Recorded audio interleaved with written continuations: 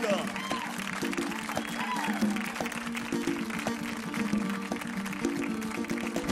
Hallelujah.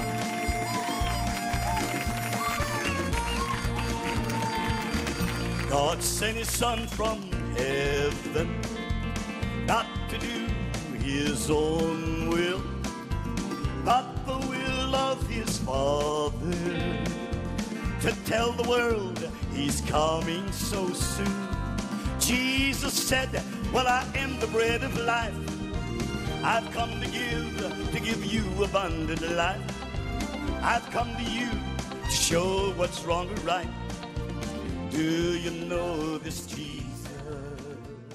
I was performing a show at Meridian, Mississippi, not too far from your territory. And one of the band members, because at this time it was a big Jimmy Rogers celebration that we used to do down there. One of the band members noticed that I had a terrible hangover because I'd been drinking. It was a week-long festivity, and I'd been drinking 3 days.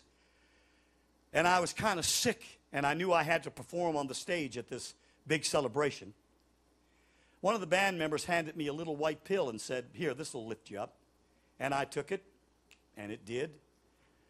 And I went to him later, and I said, hey, what was that? And he told me, and I said, I need some more of those.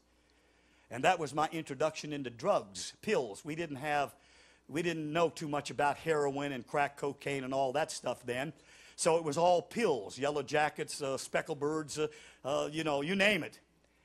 And I got to where I was taking 40 of these a day for 2 years, mixed with alcohol. It's a wonder I didn't have a heart attack. It's a wonder it didn't kill me. But it did something for me. I could go out on the stage, and where I could not, one of the problems that I had as a singer, even though I was on RCA and doing all these things and having somewhat fame, I still did not know how to articulate to an audience. I could not talk to an audience. I'd, clam up because I was an introvert. I could sing. I could introduce my song, but I just could not ad-lib to an audience. And so these drugs kind of would give me a little bit of energy and give me a little bit of boldness so that I could talk to the audience a little bit.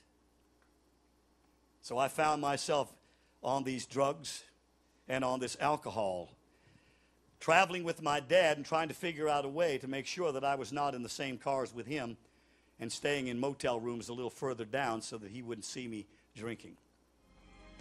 I'm not perfect. Don't claim to be. You want to know what salvation is? It's just simply shaking hands with Jesus. And that changes your life. I just simply want to know, have you got the courage to say yes to Jesus tonight? And let me pray for you.